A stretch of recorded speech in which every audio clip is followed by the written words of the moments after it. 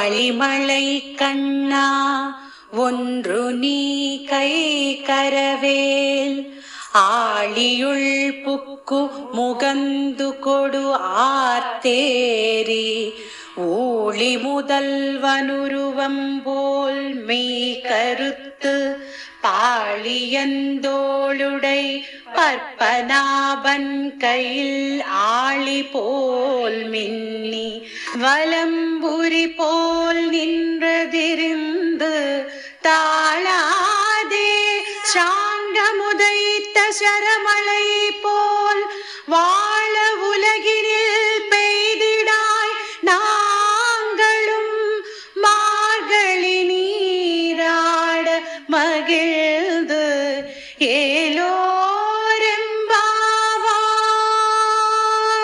దీని భావమేమనగా, ఓ పర్జన్య దైవమా, వర్షమును కురిపించటలో లోభత్వమును చూపకము, నీవు సముద్రంలోని నీటినంతును కడువు నిండుగా తాగుము. అటు పిమ్మట నీవు పైకెగసి సృష్టికంతకును కారణభూతుడైన శ్రీమన్నారాయణి శరీరపు రంగు వలె నీ శరీరమునకును ఆ నలుపు రంగు నద్దుకును. స్వామి కుడి చేతి ఎందున్న సుదర్శన చక్రం వలె మెరియుము. ఎడమ చేతిలోని పాంజజన్య శంఖం వలె గంభీరంగా గర్జించుము. స్వామి సారంగమను ధనుసు నుండి వెడలే అవిరల సరాలుగా వర్షధారలు కురిపించుము. మేమందరము ఈ వర్షధారలో స్నానమాడెదము. లోకము సుఖించినట్లు వర్షించుము. మా వ్రతమును నిరాటంకముగా చేసుకునుటకై ఇక ఏమాత్రము ఆలసింపక వెంటనే వర్షించుము స్వామి. సర్వవ్యాపకుడైన త్రివిక్రముని వ్యాపకత్వాన్ని ఎరిగి ఆ పురుషోత్తముని కొలిచిన కలిగే ఫలితాలను గురించి ఈ 3వ పాసురంలో గోదాదేవి వెల్లడించింది. అట్టి పరమాత్ముని ఏమరక భక్తితో పూజించే శక్తియుక్తులు కావాలనన్నా ముందు శారీరక శుద్ధి, ఆపై అంతర్శుద్ధి అవసరం కదా. అందుకే బాహ్య శుద్ధి కొరకు గోదాదేవి వర్షదేవుడైన వర్జన్యుణ్ణి ప్రార్థించి రతాంగమైన స్నానానికై వర్షించమని కోరుతున్నది ఈ పాసురంలో.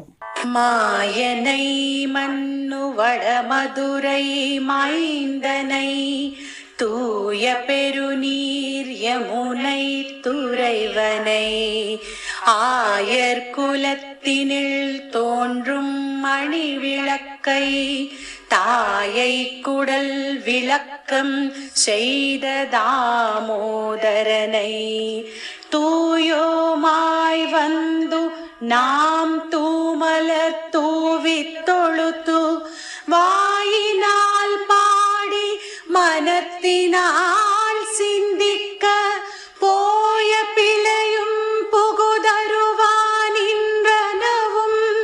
தீயினில் தூஷாகும் செப்பு ఏలోరెంబావాయ్. ఈ పాసురం భావమేమనగా, మిక్కిలి ఆశ్చర్యకరమైన గుణములను చేష్టలను కలవాడు శ్రీకృష్ణుడు.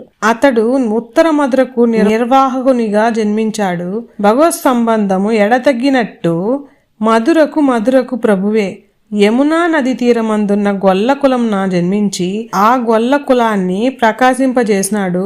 గొల్లకుల మాణిక్య దీపము తల్లి యశోదా గర్భమున కాంతివంత మొనర్చిన దామోదరుడు వ్రతకారణముగా కృష్ణుని చేరి మనము ఇతరములైన కోరికలేవి కోరక పవిత్రమైన మనసులతో స్వామికి పూలనర్పించి నమస్కరించి నోరారా అతని కళ్యాణ గుణములను సంకీర్తన చేసి ధ్యానించిన సంచిత పాపములను ఇక ఆగామి పాపములను తప్పించుకొనవచ్చును. అతని గుణకీర్తనం చేయుట వలన పాపములన్నీ అగ్నిలో పడిన దూది వలె భస్మమై పోయేవే. కావున స్వామి యొక్క తిరునామాలను అనుసంధించుడు కర్మ సందేహము మోక్షప్రాప్తికి ప్రతిబంధము కదా.